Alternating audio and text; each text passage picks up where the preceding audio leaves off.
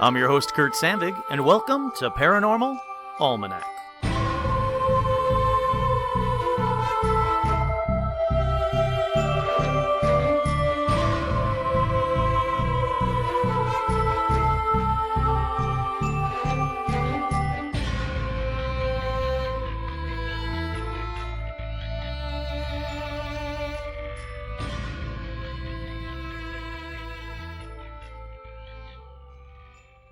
That's right, I'm your host, Kurt Sandvig, and on this week's edition of Paranormal Almanac, well, I'm not going to do my usual opening because last episode was such a downer for me. I realize I've already gotten some great feedback from you guys. You really seem to like the Earth is Not Flat episode. But for me, that was such a downer. I feel like I need a good, real paranormal episode to make up for it. But again, I really hope you liked the Flat Earth episode, and if you didn't, just know this episode has 0 flat Earths and a whole lot of ghosts in it. But first, we have shout-outs. One more time, there's a special shout-out to Joshua on his upcoming birthday, so happy birthday, Joshua. You are cool, my friend. Now, let's get to the shout-outs.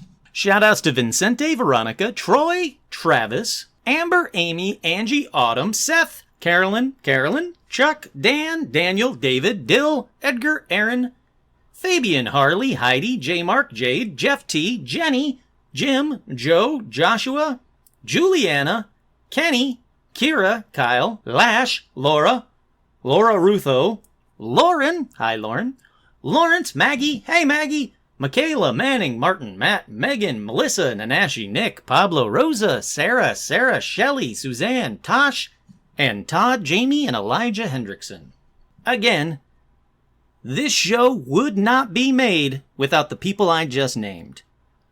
If you want to be like them, if you want to support the show, head on over to patreon.com/paranormalalmanac. For as little as $1 a month, you get access to extra episodes and other fun little things, hanging out with me. I think I figured out how to do Google Live or Google Chat or YouTube Live or something to that effect, where I can actually face-to-face with you guys, and that's what I'm really looking forward to. But for as little as $1 a day, little as $1 a month, you too can help support this show, and I appreciate all the support I get. You sharing it with your friends and family, thank you so much. You writing a review on Facebook and iTunes and everywhere else, thank you so much. Any support that you guys give to the show is absolutely incredible. It far exceeds my wildest dreams for this show, so thank you so much. Alright, with that, let's get over to paranormal news. Strange things happen every day. Keep a watch out to be on your way. That's just the way the universe moves, but now it's time for paranormal news.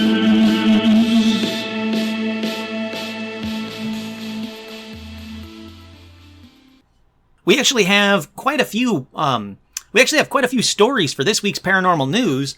I took a few off of the crap episode I'm not going to talk about anymore, the episode that shall not be named, and moved them over to here because, well, frankly, I wanted them attached to an episode I really liked. The first one was just brought up to me today by a friend of mine, Brian, who is awesome. He's a listener as well. And he's like, hey man, did you ever hear this? And I had no idea. It wasn't on my radar at all. It's called Illuminating the Shadow People. The story goes, you're walking down an empty street alone when suddenly you have the eerie feeling that someone's following you. Is your mind playing tricks on you? Maybe so. But according to a new study, when a specific region of the brain called the left temporoparietal junction, it's called TPJ, temporoparietal junction. Whenever that is stimulated, the left one of that is stimulated, it can create the illusion of a shadow person. Now, they say that given that such experiences are often heightened in psychotic disorders such as schizophrenia and paranoia, and even in those who have believed they've been abducted by aliens, the results could lead to a better understanding of these neurological conditions. The finding emerged by accident because neurologist Olaf Blank of the Brain Mind Institute in Lausanne, Switzerland, and his colleagues were attempting to identify the source of epileptic seizures in a 23-year-old woman. They applied a mild current through surgical implanted electrodes to various regions of her brain.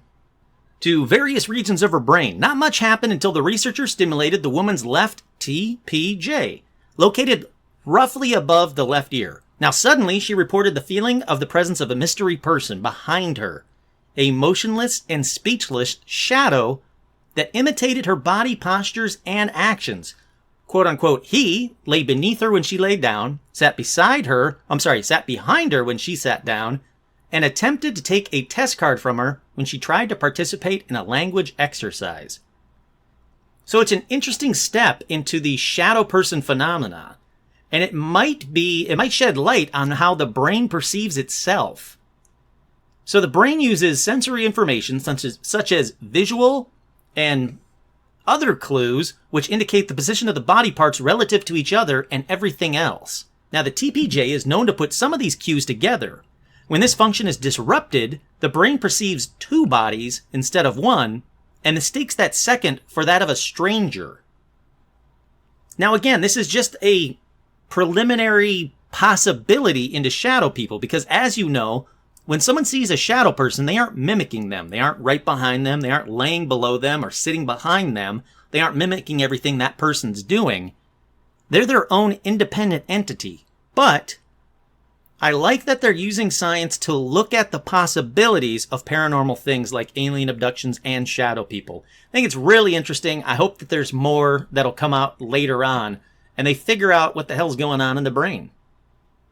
The next story is Loch Ness Monster, not a monster, might be real according to a new scientific study. A major scientific study of the Loch Ness has sensationally discovered Nessie might be real.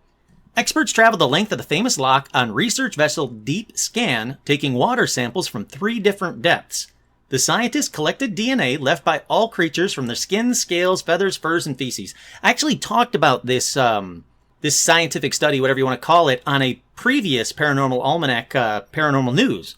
But, so we got some results. So the DNA samples were then sent to labs in New Zealand, Australia, Denmark, and France to be analyzed for the final findings. Professor Neil Gemmell of the University of Otago, New Zealand, Otago? I don't know. I'm sorry, people. And his team who carried out the project have now concluded their research. The professor who did the samples said the results were, quote, surprising. He says they tested the data against most of the main theories about the Loch Ness Monster, about Nessie. Professor Gemmell says, while the full details will be revealed at a later stage, one of the theories might be correct. The 2 main theories about the monster are it's a long-necked plesiosaur that somehow survived the period when dinosaurs became extinct, or it's a very large sturgeon or giant catfish. He said he hopes to announce the full findings of the study in Scotland next month, but would not confirm which hypothesis might be right. He says, is there anything deeply mysterious? It depends what you believe. Is there anything startling? There are a few things that are a bit surprising. What we'll have achieved is what we set out to do, which is to document the biodiversity of the Loch Ness in June of 2018 in some level of detail. We tested each one of the main monster hypotheses, and 3 of them we can probably say aren't right, but one of them might be. So again, hopefully he'll let us know that, yeah, there is something really odd that shouldn't be there that they're finding in there. Up next in paranormal news, have you seen the Mothman? Students' posters urge Chicagoans to call in monster sightings, and her phone is blowing up. An Art Institute student posters were part of a school project that's become something much bigger. It says the Loch Ness Monster is missing, not a monster. Someone's trying to date the Mothman, and the creature from the Black Lagoon is wanted for fraud. That is, if you believe a slew of colorful posters popped up around the city. The humorous signs focus on different monsters. One suggests the notice's creature has lost his or her pet, the Loch Ness Monster, not a monster. Another says the creature from the Black Lagoon is wanted for insurance fraud. But all of the posters ask viewers to send in sightings of and questions about local cryptids. Behind the hotline is Sophie Jones, who's a student at the School of the Art Institute of Chicago. Jones made the posters as part of a project at the school, but they proved far more popular than she'd imagined she's received dozens of phone calls and texts to her cryptid hotline. Now, there's the obvious BS joke ones like the Mothman, the Mothman called in and wants to take her out on a date. She said, yes, the hotline is partly a joke, but most of the tips or sightings sent to her have been satirical, but she says she's also had a few people call or text with questions about monsters, and she's taking their messages seriously. She's even investigating one report from someone who said they were driving when they hit a creature with glowing eyes. Jones tries to answer people's texts and engage with them in conversations about cryptids. That was always the point of the project. She said, I don't want to let these people down. So who knows? What started as a joke might lead to a couple of possibly real cryptid or UFO or alien sightings. I like this thing. I like this approach. Get people's guard down, and you never know what's going to come of it. Up next, the FBI has published its cache of Bigfoot files. The FBI did forensic testing to learn if Bigfoot was real, official documents confirm. The story says the FBI has unlocked its Freedom of Information Act vault to reveal what it knows about Bigfoot. Now, according to the newly released files, the feds did analysis of strange hairs of unknown origin for the Bigfoot Information Center and Exhibition, or BIC, which is a cryptozoological society devoted to the study of the mythical beast since 1976. In 1976, I apologize. So the feds actually did the analysis of these strange hairs for the Bigfoot Information Center and Exhibition in 1976. Now, what the feds found wasn't a shock. They said, nope, these hairs came from a deer, not from Bigfoot. But it also has a lot of information about Bigfoot sightings, reports of Sasquatch tracks and sightings in before 1968, since 1968. So like I said, it's a very interesting Freedom of Information Act report. Something I never thought the FBI would ever have cared about, finding out if Bigfoot was real. And yet, they did seem to write back and test some hairs for some people. So, unfortunately, this one didn't lead us to Bigfoot is real. But that doesn't mean that Bigfoot isn't real. Just because one sample is of a deer doesn't mean all samples are fake. And while I was reading the Bigfoot stories, there were a couple of commenters on the news story that posted these. One said, during a joint US-Canada military training exercise I was part of in the early 80s, somewhere near Banff, we were briefed about possible Sasquatch sightings in the very remote areas we were in. We were briefed on how to handle the possible sightings. It says, we were briefed on how to handle possible sightings, how and who to report any evidence and proper protocol for ourselves, and if contact be made. He says it was all very bizarre. Another one said, when I was in the Marine Corps in the mid-70s, our unit went to Fort Lewis, Washington. The instructor said the government had tracking stations looking for Bigfoot. So it seems like our military has known about Sasquatch and concerned enough that it's training its people on what to do if they find one, or sightings or evidence or anything, and who should be contacted. That is way more important to me than the story itself. Hearing from real people about their real encounters or training for cryptids is way more important than some Freedom of Information Act that was released to us. And speaking of Bigfoot, there was a possible Bigfoot sighting reported in northeast Georgia, according to a Facebook page. It says, within a week's time, there have been 2 reported sightings in northeast Georgia of a creature suspected to be the legendary Bigfoot. Details were posted on the Facebook page Expedition Bigfoot, which is a museum in Cherry Log, Georgia, dedicated to Bigfoot. The first reported sighting of the fabled creature was detailed in a Wednesday, May 22nd post. It says, a driver braked when he saw what he described as a very dark, 7 to 8 foot tall, hairy, 2-legged creature with a pointed head, walking along the shoulder of a road and into the woods around 8:30 p.m. on Monday, May 20th, between Ellijay and Blue Ridge, Georgia. He said the arms were very long and it walked with the arms extended from its sides. He pulled over, skidding on the gravel, and waited on the back side of the small patch of woods, thinking it would emerge on the other side. It never did, And when a man approached him with the stick in his hand, asking if he could help him, he said, "I just saw what looked like a Bigfoot cross this patch of woods."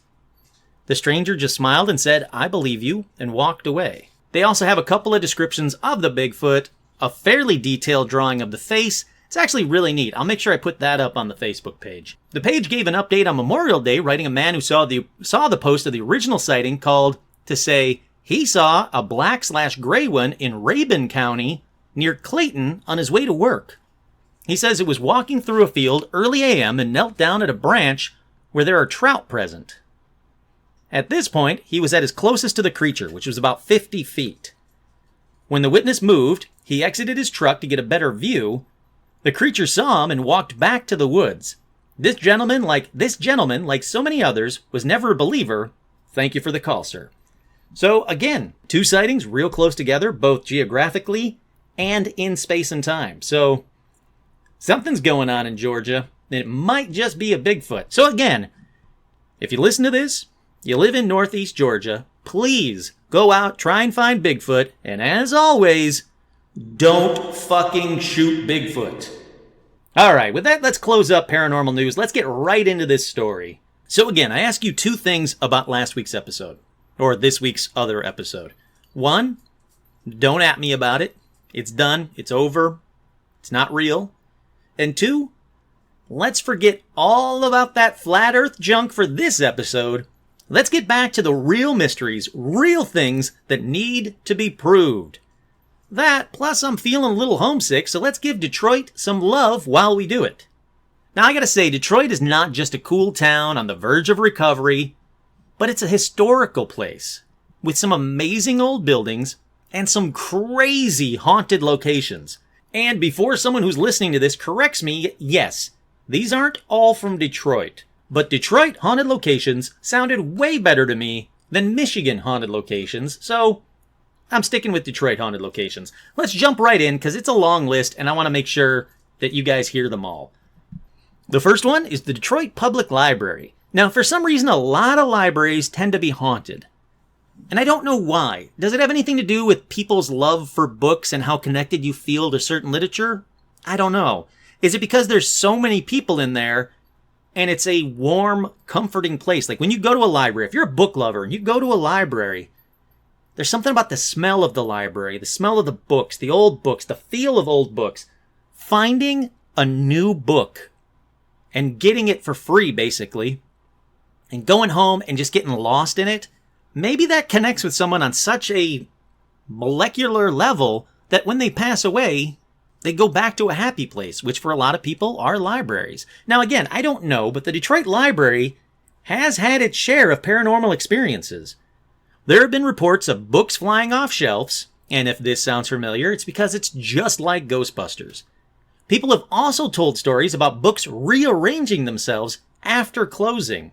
But this is where details are important, people, because it doesn't say if the books are found in the wrong place or the right places. Like, are the ghosts following the Dewey Decimal System and correcting it, fixing these books at the end of the night?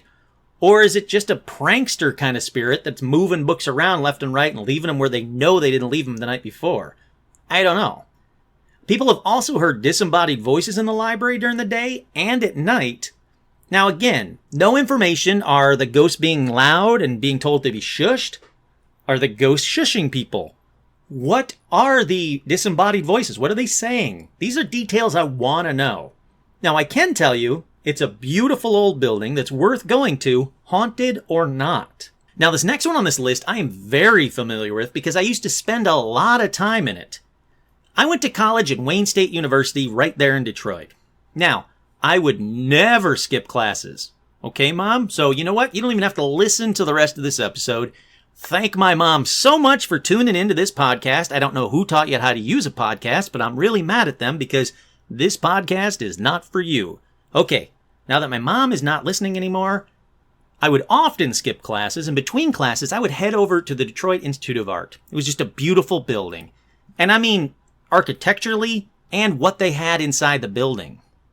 But apparently, if you talk to the security guards and early morning staff, you'll hear a lot of tales of loud noises happening all over the Institute, footsteps in the halls when there's nobody there, and the sound of something being dragged through the halls.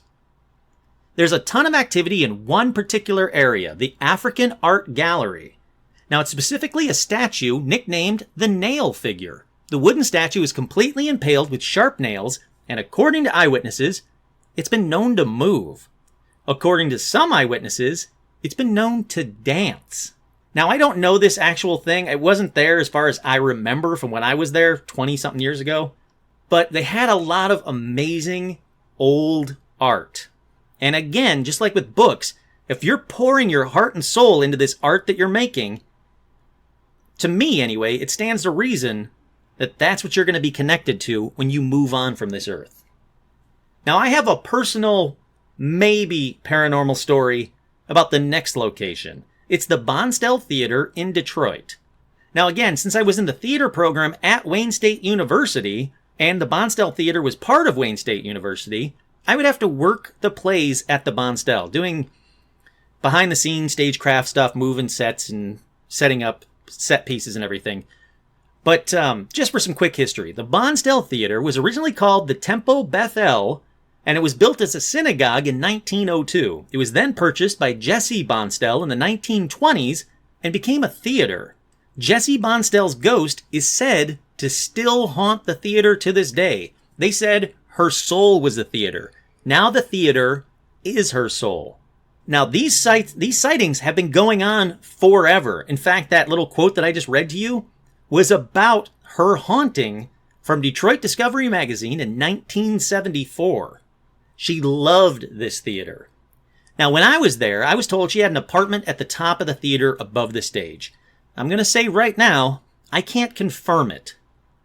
I was told that, I saw that, but I don't know if it was an apartment or if it was storage or what it was. I'm just going to tell you the story, how I remember it, and what it was. So again, I was told that she had an apartment at the top of the theater above the stage. Now, the lights in the apartment and the hall or stairwell, whatever you want to call it, the one that goes up to it, would often turn on their own, and it would be the freshman's job or the newbie's job to run up to the top of the stairs, turn off the lights, and run down a very dark stairwell. So, yeah, that's what happened to me. And it was fun, and sure enough, I personally witnessed the lights come on by themselves. No one was up there or trying to pull a prank on me or any of that BS. I knew exactly where everyone was. They were all doing their lines. They're sitting up for the play. They were running the play. It was getting late at night, so everybody was shuffling out of the play. Since I was backstage, it was my job to kind of button it up and close up everything after all the actors and the director and all those people left. So again, I knew where everyone was. Sure enough, it's up to me to run up there, turn them off. Now, back then, I was a bit of a wimp. So I got very scared. The lights turned on by themselves, and everybody went, you got to go up there and turn those lights. You can't leave those lights on. You got to go up there. And I had to run up, turn off the lights, now in the pitch black dark, and run down a little stairwell, hallway, whatever you want to call it. But if I had the chance now to go there, I would do an investigation in a heartbeat. Now, the reason I said maybe paranormal is I didn't do an investigation back then. To say 100% it was a ghost turning on the lights. Now look, I do know there were no other ways or switches to turn on those lights. I know exactly where those switches were that turned on the lights. There weren't other ones up in the booth or anything like that. I don't know who turned them on, but I didn't do an investigation, so I can't 100% say it was a ghost. But if I had to guess, I'm going to say, yeah, it was something paranormal. All right, this next one I'm going to talk about doesn't make much sense, so I'm going to call BS on top of it right up front. It's the Majestic Cafe, and it's supposedly haunted by Houdini. Which makes no sense, because the last place that Houdini performed was the Garrick Theater in Detroit, not the Majestic. There's a lot of books that got it wrong. There's a lot of places or people that have been misquoted, and they said, oh yeah, Houdini's last place was this theater, because it's a theater in Detroit. Houdini's last theater, or last performance was a theater in Detroit. Or it was somebody trying to cash in on, this was the last place that Houdini was ever seen. You know, something of that BS. But if people just did the bare minimum of research, they would know it's the Garrick Theater in Detroit. But again, so many sites have it on their haunted Detroit locations, and again, most of them say it's where Houdini died. It's not. Houdini didn't even die at the Garrick Theater. He died at the hospital after the fact. But let's get back to the story. So the BS rumors are that the strange things started happening in the basement below the theater shortly following Houdini's death. Workers are reported seeing apparitions coming from a set of stairs that have been blocked off with a brick wall for years and hearing faint applause coming from the empty theater. Now again, if it's Houdini they're seeing, I don't buy it. I'm going to call BS on this one. But it could easily be somebody else from that time frame. From the 20s, the 30s, the 10s, the 40s, the 50s. People don't really know what Houdini looks like. So, alright, so they're seeing someone coming through a brick wall. An apparition coming through a brick wall. They aren't saying, that's Houdini. I know who Houdini is. I've seen him. That's Houdini. He's coming right through that wall. No, they're saying something, an apparition is coming through the brick walls, and they're hearing faint applause. That doesn't add up to 1 and 1 makes Houdini. Again, take this one with a grain of salt. I'm sure they're seeing something or hearing something, but it's not Houdini. Okay, up next is the Detroit Masonic Temple and Theater. Again, a huge, beautiful building, but I'm putting this one on the list only to debunk a ton of stupid websites. There are so many things wrong that are written about this building. The first one is, this building, the Detroit Masonic Temple and Theater, was built in 1926, not 1912, like so many websites say. It's very easy to research and get it right. And, okay, yes, it's the largest Masonic temple at the time. But no, there aren't thousands of rooms and hidden stairwells and trapdoors in the floor. That's just nonsense. It's a good way of saying, see that cool, creepy building? It's a Masonic building. You know those Masons. They had trapdoors and hidden stairwells and thousands of rooms in this place. No, they didn't. You can go in this building. No, they didn't. And most importantly, no. George D. Mason did not go broke from the construction and leap to his death from the roof. Again, it's very easy to do the research and debunk this crap. The stories of people seeing his specific ghost climb the stairs up to the roof and jump off only to vanish halfway down, they're just plain dumb and regurgitated from site to site with no research. They all go back to the same specific BS nonsense site about haunted Detroit. Look, people, stop spreading this kind of BS. Here's a fun fact about George D. Mason. He went on to live another 20-some years after the construction of the Detroit Masonic Temple and was quite successful and wealthy right up to his death. Alrighty, from that debunked BS, let's move on to the historic Fort Wayne. Now, Fort Wayne is Detroit's third fort ever built. In fact, I want to say I talked about this part of the area, the Rouge River and everything. I did in the Nain Rouge episode. So if you haven't listened to that episode, it's a fantastic episode. It talks about Detroit a little bit as well. But anyhow, back to the Fort Wayne. It was built as a high sand mound with freshwater springs along the waterfront of the Detroit River. And this site is old. I'm talking upwards of 1,000 years old. Roughly 19 Native American burial grounds were present in the immediate area, and as well a larger mound at the mouth of the Rouge River, and stupidly, they built the fort right on top of one of these burial mounds, which, spoiler, never ends well for anybody. In the early 20th century, the sole remaining burial mound at Fort Wayne was excavated by archaeologists from the University of Michigan and was found to contain human remains dating over 900 years old. So, it's old. The grounds are an ancient Native American burial ground. So take a guess what people see. Soldiers? Check. Native Americans? Big old check. The really odd thing, though, is the activity routinely happens at 1:20 a.m. Now, this is when the most activity is seen and heard, although visitors during the day also report seeing ghost soldiers and Native Americans and disembodied voices inside the fort during all hours. And employees at the gift shop have reported display items go missing only to return weeks later exactly where they were supposed to be. So, again, not surprising to me that Fort Wayne is having all these instances of paranormal activity because it's built on a 1,000-year-old Native American burial mound. Not one, but multiple ones. In case you need this, here's a little tip for you. Don't build anything on Native American burial grounds. Seems pretty easy. Okay, from there, let's head over to the Detroit Puppet Theater. This one is odd because it's not a historical building at all. The theater opened in 1990, and the building is that new too. But, for some reason, it finds its way onto a lot of Detroit's most haunted locations list. Because people have seen or heard disembodied voices and footsteps, as well as the smell of pipe tobacco. I have no idea why. I couldn't tell you what was built there or what was there before it was built.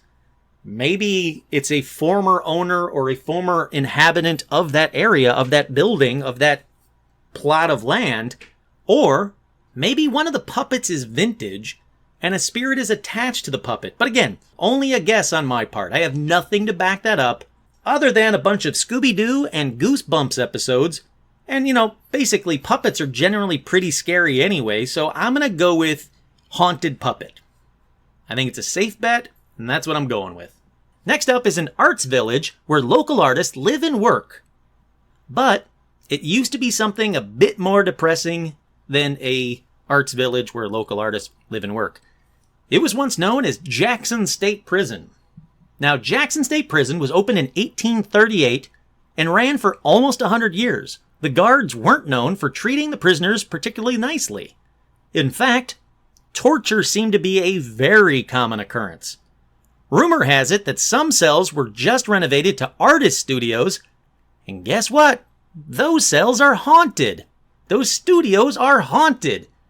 They hear disembodied voices, footsteps, screams, blood-curdling screams. At night, during the day, randomly. They also hear arguments, and noises are heard quite often. Plus, there's a number of cold spots that are always reported. A few artists have even drawn sketches of the fleeting apparitions they've seen wandering the hallways. Now, even though the upper floors have undergone renovation, the underground section that held solitary confinement is structurally intact. It remains as it was back then. Now, the cells have been removed, but it's basically unchanged and spooky as hell. They didn't do anything other than remove the iron bars. So these people living in this cool, funky arts village are living up above solitary confinement for one of the most brutal prisons in Michigan that ran for almost 100 years. Up next is the Cadou Cafe. Now, it was founded in the early 1930s. The cafe is a regular hangout for locals and for one owner's mother. Now, the only problem is the owner's mother is dead. Her ghost is often seen sitting at a table or working behind the bar, as well as her husband is sometimes seen in the basement. People have reported seeing a ghost walk through walls and objects moving on their own in the cafe. Up next, the Alhambra Apartments. In 1905, angry after being demoted from cook to scrub woman, Rose Barron got her revenge by slipping arsenic into the biscuits, killing 2 people. A white apparition has been seen in the hallways, and strange lights appear in the building late at night. Next up, we have Henry Ford Hospital, because back in 1926, a young nursing student jumped to her death from the roof onto the stone courtyard below. Today, a 75-pound lead door to X-ray is found open almost every morning, even though it's been closed every night. Plus, the smell of decay and a constant freezing cold spot fills people with the feeling of dread in one of the boardrooms. This is a hospital. It's been around for 100 years. I'm not saying it's just this one young nursing student who jumped to her death. People die there all the time. And as you know from previous episodes, shadow people are often seen in hospitals, as are other entities lurking about, and the nurses see them on a fairly regular basis.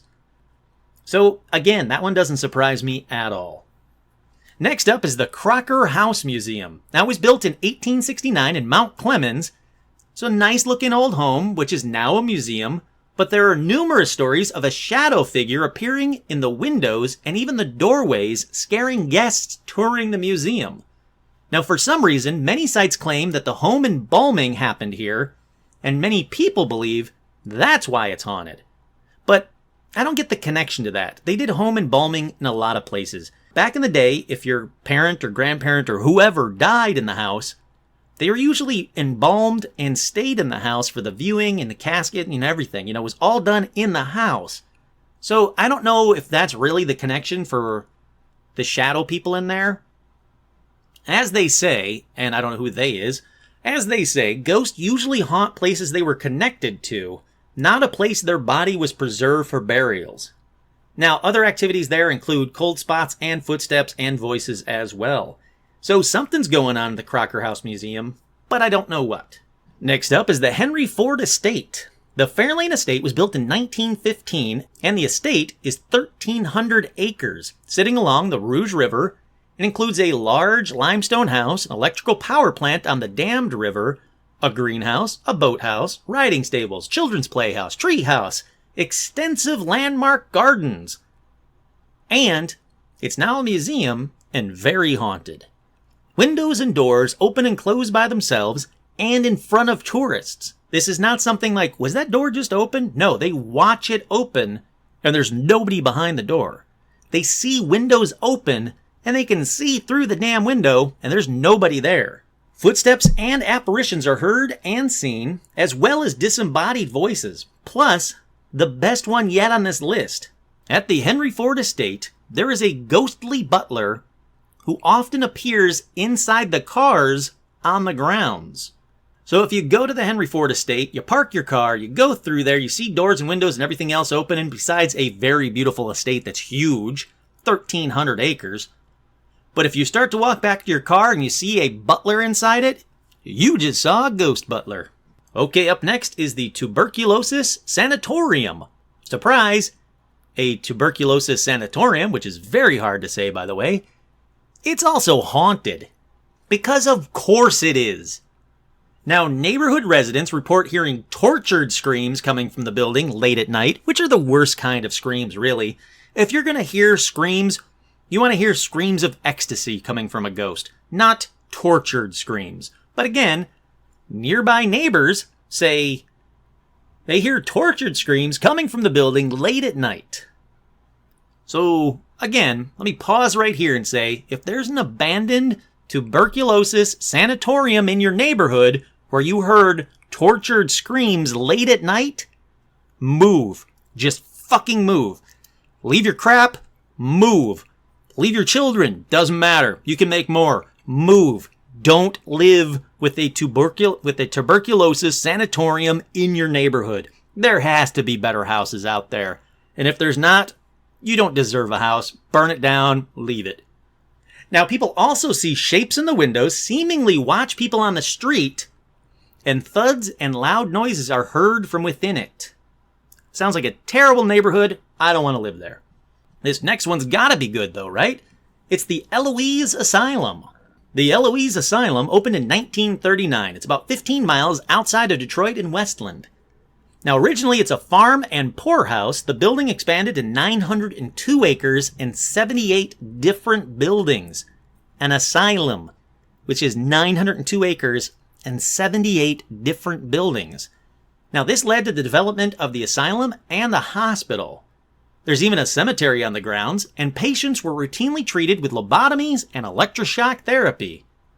There are multiple, and I mean tons when I say multiple reports of paranormal experiences ranging from disembodied moans, screams, sobs, apparitions, footsteps, disembodied voices. You name it, they've seen it there. Alrighty, next up is the Beeson Mansion. Now, this one was built in 1847 by a whiskey distiller and purchased thereafter by a local attorney, Strother Beeson, for whom the house is still named to this day. That's why they call it the Beeson Mansion, because of old Strother Beeson. Now, Beeson had an elaborate mausoleum built outside the home for his deceased mother's remains. Beeson might have been a little crazy. Now, as the years went on, the mausoleum filled up with more and more members of the family, including Beeson's own infant grandson. That sucks. Just them, no one else. It's a private cemetery, and it's still there to this day. Now, the cemetery is mainly where the activity takes place. I'm talking moaning, wailing, footsteps. They're heard regularly. Now, this one is still a private residence, though, so don't disturb the living or the dead at the Beeson Mansion. I would like to go to it. I'd like to see it. I'd like to have a tour of the place. And I can't imagine who's living there that have their own private cemetery. That's some Addams Family shit that's cool as hell. Kind of crazy, but cool as hell. Up next is the Henderson Castle, built in 1895. It's a huge 11,000 square foot house on 3 acres. Now, it's now a bed and breakfast, but it's been a private mansion, property of Kalamazoo College, and an inn. So a lot of people have lived there or been in this building. Now, the basics are heard here as well. Footsteps, whispers, voices, as well as the apparition of the lady of the house, Henderson's wife, Mary. How they know it's her? I don't know. Maybe they saw a photo or a painting of her and went, yeah, that's the ghost. Doesn't really say. Unfortunately, again, not a lot of details in some of these. Next up, the Detroit Symphony Orchestra, built in 1887. The Detroit Symphony Orchestra building is believed to be haunted by Russian pianist Osip Gabrilowitsch, who became the musical director in 1917. Not only have visitors and employees heard unexplained footsteps and voices, hi Stitch, and voices and felt cold spots, the apparition of Osip or whatever has been seen backstage and in the offices. Next up is the Two-Way Inn. Now, the Two-Way Inn was built in 1876. It was formerly an inn, then a brothel, woohoo, then a general store, then an old jail, and now it's a bar. The past and present owners all have reported seeing a cowboy wandering around who is said to be the original owner, Philetus Norris, which, again, is not a Harry Potter spell. Philetus Norris was the original cowboy owner. Now, Philetus was certainly a colorful character, supposedly, because not only was he a bar owner, but he was also a Union spy, an archaeologist, and a superintendent at Yellowstone National Park. This guy sounds like a rockin' dude. Now, witnesses say that his spirit can be recognized by the fact that he still dresses in his signature cowboy styling. Good on him. Way to go, Philetus. Up next is St. Aubyn's House. Now, St. Aubyn House has a grisly, claim. A grisly claim to fame. I don't know really what you call it. It was the site of a famous murder. In 1929, the severed head of religious cult leader Benny Evangelist was discovered arranged with precision at the feet of his corpse, along with the bodies of his wife and 4 children. It seems that Benny Evangelist was the leader of a cult who received as much as $10 per reading. Now, he used unorthodox methods to heal both the mentally and physically challenged.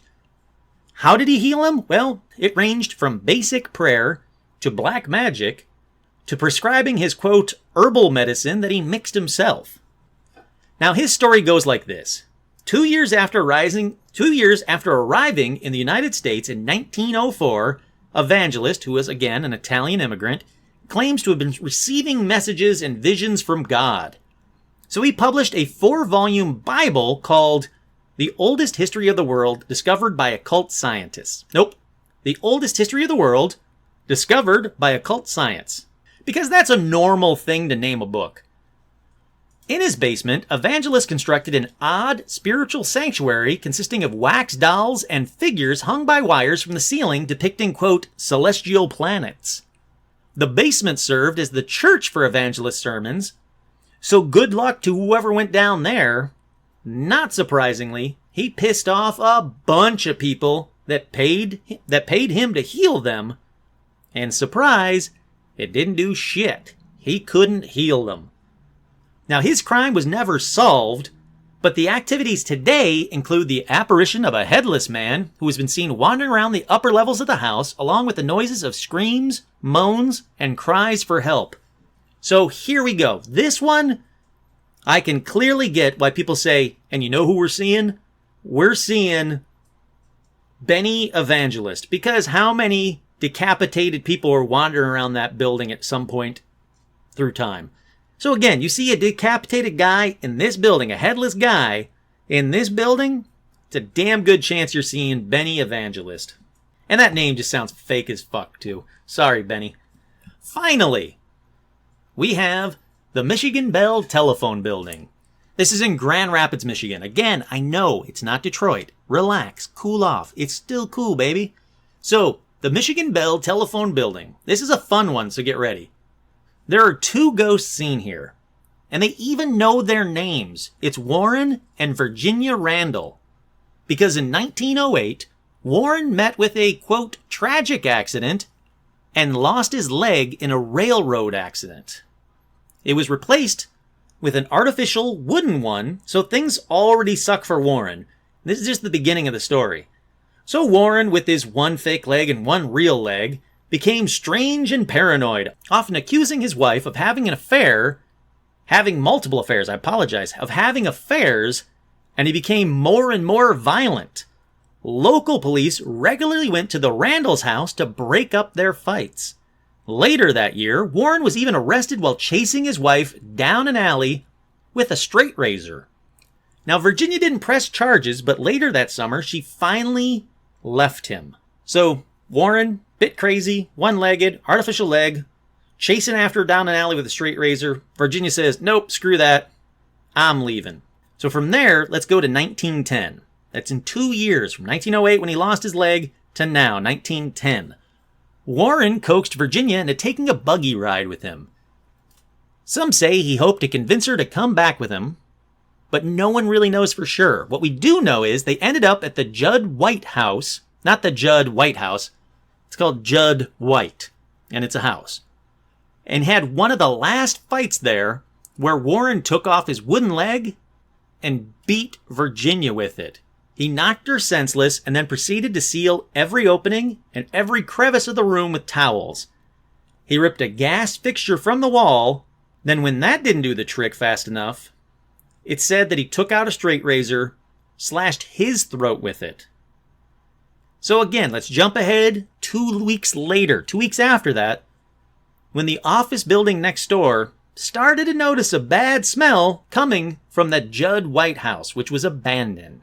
Guess what they found? So several board members from the Board of Health and an employee from the local gas company broke open the doors to smell not only the gas, but 2 dead bodies.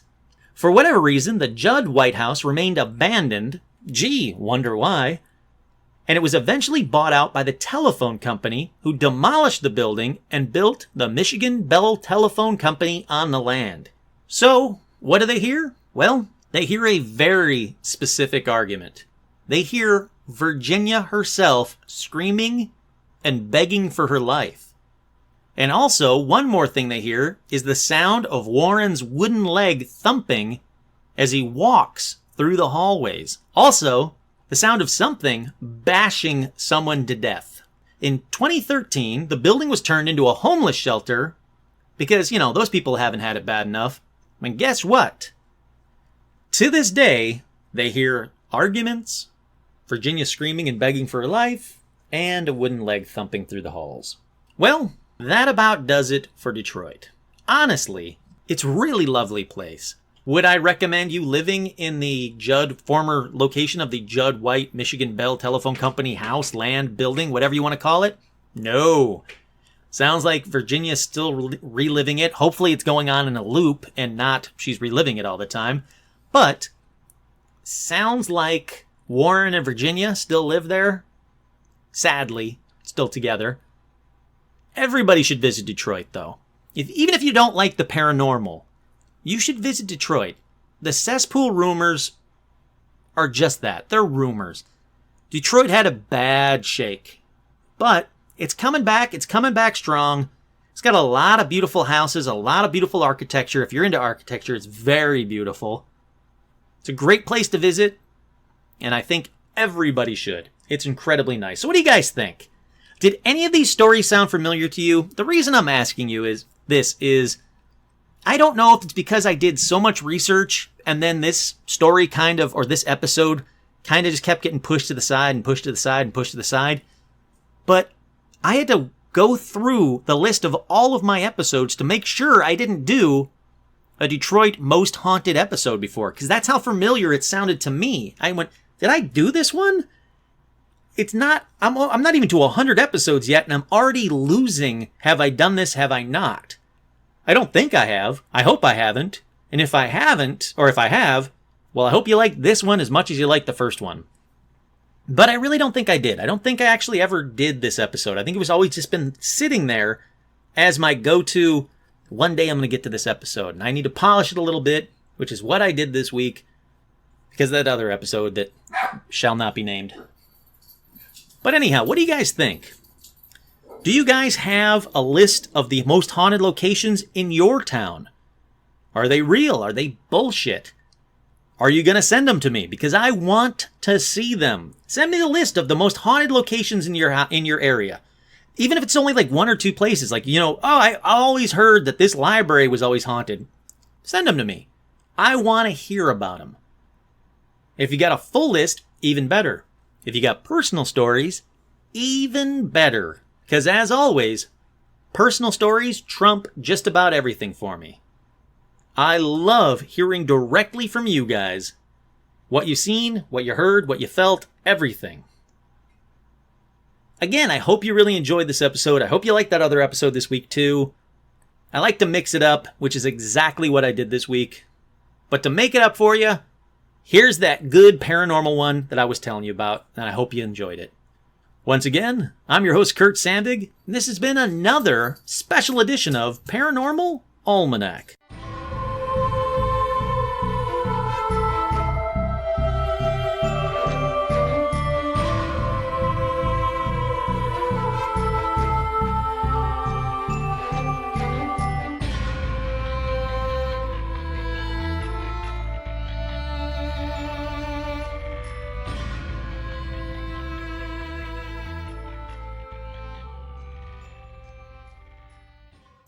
When it is swoops, she's still got a beat is she still got me. It is swoop, she is a car with the mouth reelers at that. She still got a it is car, she still got me.